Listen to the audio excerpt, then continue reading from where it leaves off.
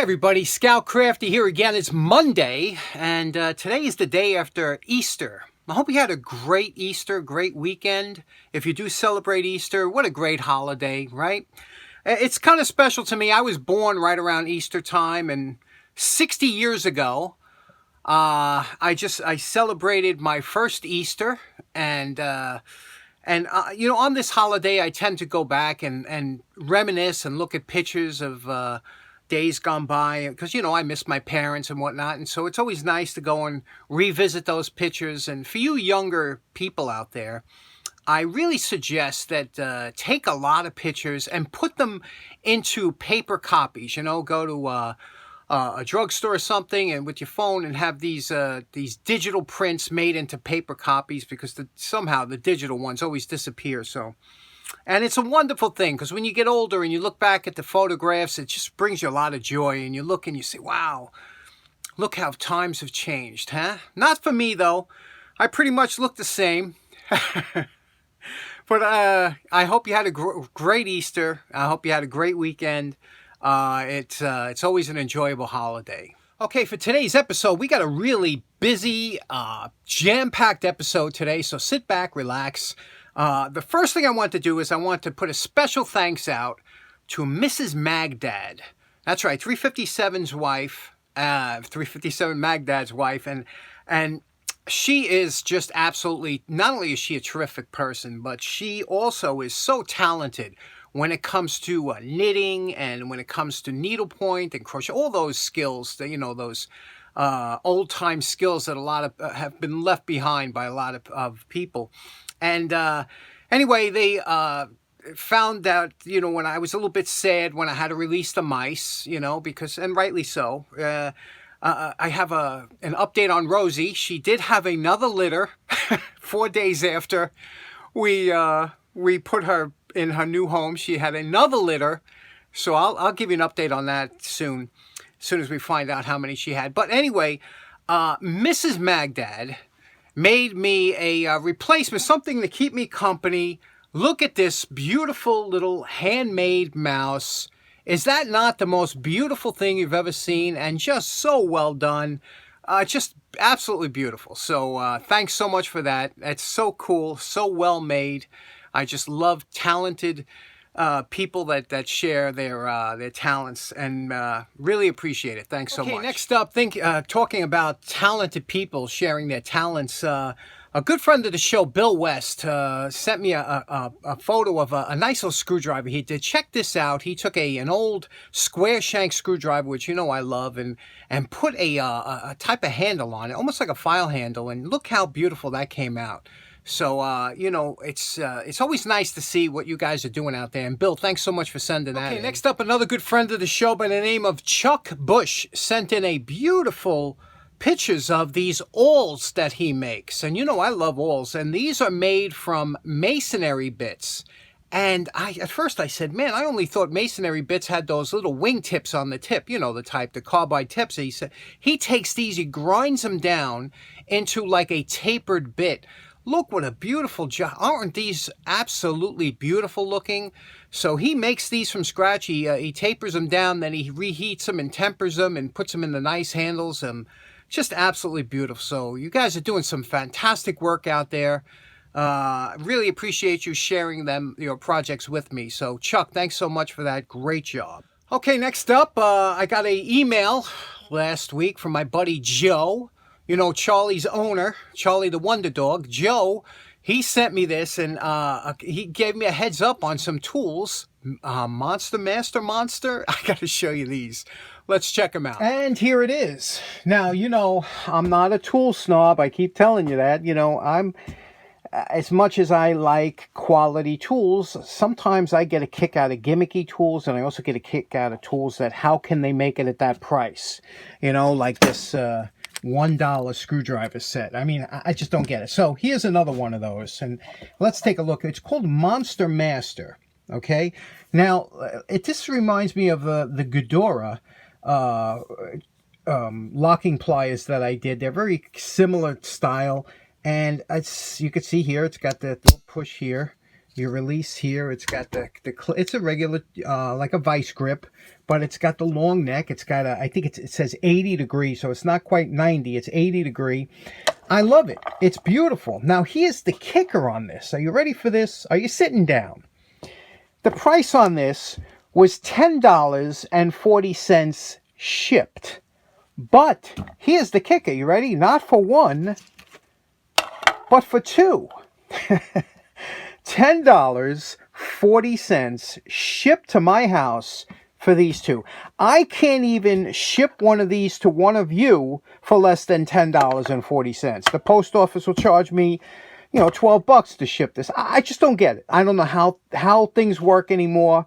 I stopped trying to figure it out. But all I know is when I see a deal like this, I'll put the link in. There was only a few left, and I'm sure they'll be sold out by the time, you know, one of you guys look. But I will put the link in there. Anyway, Monster Master on Amazon, 2 for $10.40.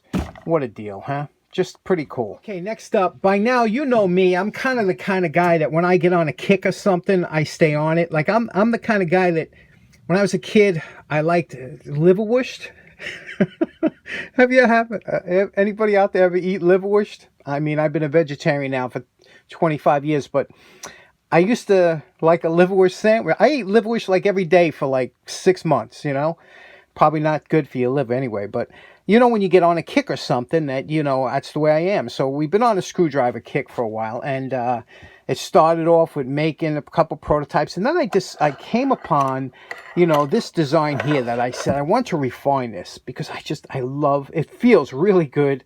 Something about a golf ball in the hand that just feels really good. So I want to take this to the next level. So this was a prototype, and I said, what didn't I like? I would have liked this swell to be a little thicker and back further. So I was busy, and check out what I made. Boom. What do you think about that? Let me ask you, is that not absolutely beautiful? First of all, you know how I love the acetate, the clear acetates, the colored acetates. Look at the shape of that. Again, now, remember I was telling you, it is smaller and wider, just the way I wanted it. This is the second prototype. I got more coming. Boom, in the hand, wraps around, your thumb falls right there. It's just perfect. I can't tell you, this is one of my favorite screwdrivers ever. It's just absolutely beautiful. And it's made with a, like a lucite acrylic rod. You know, this is orange. I got some more red, purple. I'm going to make all different colors, but isn't that nice? I got different color balls coming. This is going to be a lot of fun, and that's what happens when I get on a kick. But when I was making this, I didn't, you know, since it was a lot of the same procedures as before, I didn't show everything, but I wanted to show drilling into this lucite because I just thought it was so cool. Let's check out that footage right now.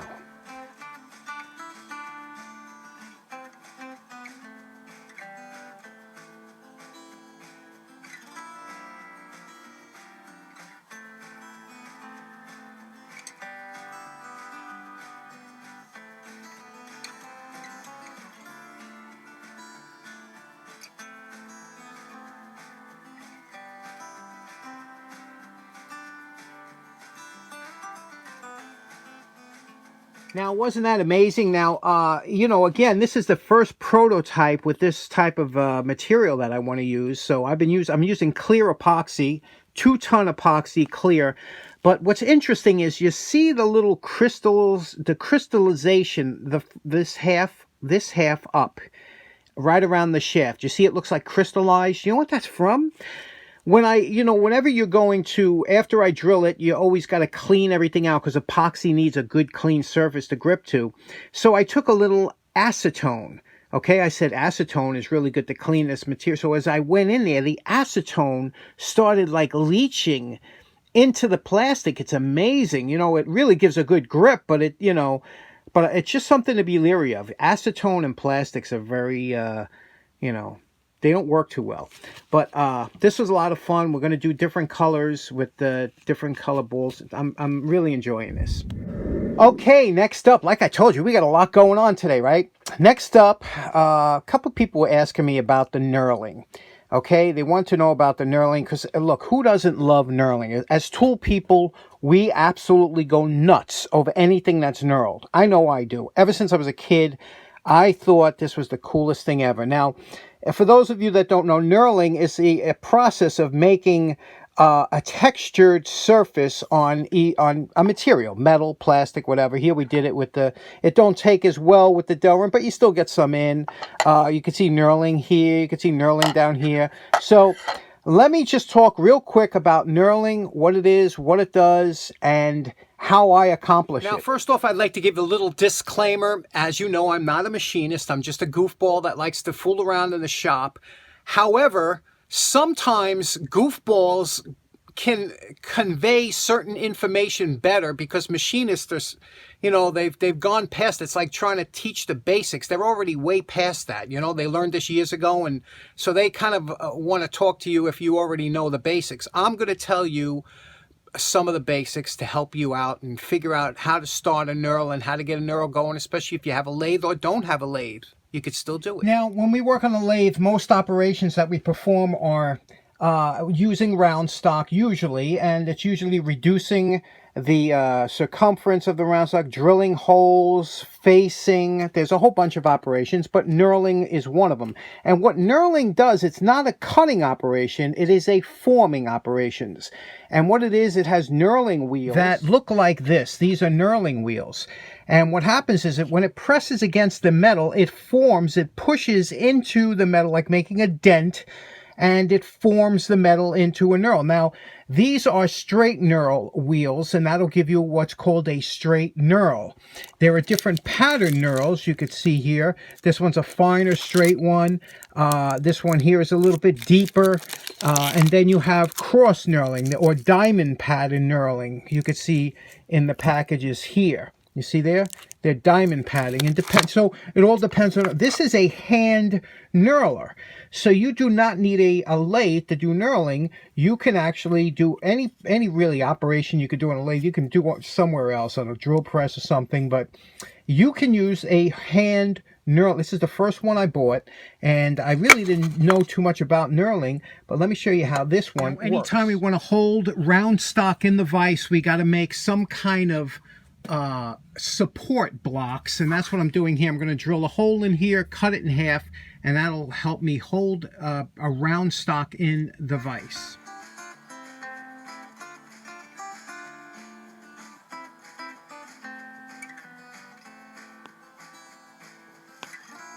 Now here's the jig we just made up. Here's a piece of round aluminum stock. We're going to place this in here like this. And you can see this will hold it nicely in. It'll give you much more support, and it won't rotate. Now, normally in a lathe, this would be spinning, and you would have your tool steady. Here, we're going to rotate the tool. Now, this comes with a little bar that you thread into the top here, and that'll help give you a leverage when you crank down on it. So we'll put that in here. We'll tighten this up. This goes just like if you were tightening it up on a pipe vise. You tighten it up here, just like this, okay? And it has even a little T here to give you extra leverage. Now, what you're going to do, and it always helps to have a little bit of lubrication, not only for to help the forming happen, but to help the tool wheels rotate. But what you're going to do here is you're going to rotate this like this, and as you rotate it, you're going to add a little bit of extra crank on here so that those wheels will form into the knurl. Okay, as I go around, just like if you were cutting something, using a pipe cutter, a little bit of extra pressure, and here we go. We're going to turn this around like this. You could add a little bit of extra lubricant, but I'm just showing you here how this works. You go around here until you get the knurl that you want. Okay, you will work it down. If you want to, you could push it down a little bit to get a wider knurl, or you could raise it up. But I'm just going around here just to show you what this will look like. Again, it won't give you a perfect knurl because you're doing this by hand. And I'll be honest with you, I've only used this maybe half a dozen times in the whole time I've owned it. So now I'm pulling up on it to try and increase the knurls going up. So let's take a look at what it looks like. Okay, you see this is the knurl we just made real quickly. You see it's starting to dig in here. Now we can move it up and down to get it. Now what you would do is once you have a knurl, let's say you wanted to clean this up. I'll show you how we clean this up in the machining world. I'm going to take a little bit of cut on this side, a little bit of cut on this side, and one in the middle. And I'll show you how we can make this disaster look like something nice. And there we go. We took that, that quick hand knurl, you know, or amateur knurl, and we made it into something that's grippable, you know, and that's how you do it. You clean up the edges if you have a little mark in the middle, and you could do that up and down, but that's with a hand knurl. Let me show you on the lathe. There are many types of knurls that will go onto the lathe to help you get that finish, and the bigger the lathe, this is where rigidity really comes in handy. This is called a press knurl, and what it is, you can see it's got two wheels going different ways. One slices down, one slices up, forming. This will form. It's called a forming tool. And when you put this on here and you press it against the work, as the work rotates, it'll form around here. This is where a really heavy-duty lathe comes in, and I got a small lathe. This isn't really ideal for my type of lathe. Then you have what's called a scissor or a squeeze type knurler, and you could see the difference here. This one squeezes on the top and bottom, so you don't need to have that rigidity that you would have because it squeezes up and down. I'll show you these in operation. Okay, now this is the press type knurl. What this will do, this will press into here, and then you could feed it back and forth. And I'll show you, we've already put a drop of oil on the wheels here because cutting oil is not a lubricant. So, and you want these to be lubricated. So I put a drop of oil on all the shafts here, so it's not going to add wear to the shafts. Now when I turn it on, I'm going to, I'll probably narrate over it. Okay, here you can see the wheels engaging the work, and again, we're narrating over so you don't have to hear the lathe noise, but you can see we're going to run this, adding a little bit of lubricant, we're going to run this back and forth as we're adding pressure. We're pushing the tool in towards the work, which will give you a deeper, sharper knurl, and you just run it back and forth, going slow, so that the wheels re-engage the marks that it made the prior rotation. And after that, we'll just wipe it off with a rag and see what it looks like. Now, there we go. That's in real time. That's the knurl we just put on there. And this is aluminum, so of course aluminum's going to knurl easier than steel would, but you could see here it's a acceptable knurl, especially for a small machine. The diamond patterns are sharp, and right now it's pretty exciting to see. Let's try the scissor knurl in the middle here. Okay, now we're mounting the scissor knurl. You see that? That'll close. We'll close this around the top. We're mounting it on here. Okay, we're going to move it over to right about here.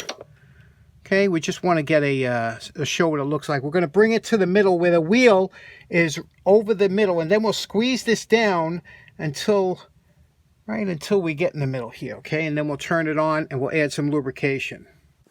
Now, in knurling operations, you add lubrication to the shafts of the knurling wheels and cutting fluid to the work. So when you see me splashing stuff, that's cutting fluid I'm putting on. That's WD-40, which is great for aluminum. Here you can see I'm running it back and forth, and I'm churning that wheel, which will tighten the scissor motion of that knurling tool and give me a deeper knurl. I can't really see too well because I don't want to block the camera, so I'm running it back and forth kind of blindly, but that'll feather the edges and it won't be so sharp. Let's take a look. Okay, now you can see what we did with the scissor knurl. Now, you see the edges here? Because I was going over and I really couldn't see, you see I kind of left it. So you would clean that up. We would come in with a bit and clean it up, just like we did over here. And then, you know, you clean up the edges. But you see the difference. And again, it is a nice diamond pattern. So this one's just a little bit deeper, but we didn't squeeze it too much. So that's the knurling aspect of how I do it on the mini lathe. Nice knurls, I mean, acceptable for me. Professionals can do it obviously much better, but that's how it's done. Okay, so in closing, I hope that you aren't intimidated by knurling, or if I'm pushing you to buy a lathe, all better. That's what I want to do. I want to see everybody out there get a lathe eventually. It's a lot of fun. I know you'll enjoy it, and I know I keep pushing you a little further to get one. So today we are calling this project done. Again, special thanks to Mrs. Magdad for the mouse, and thanks so much for all of you for tuning in. 20 minutes long episode. Hope you have a great day. Take care now. Bye-bye.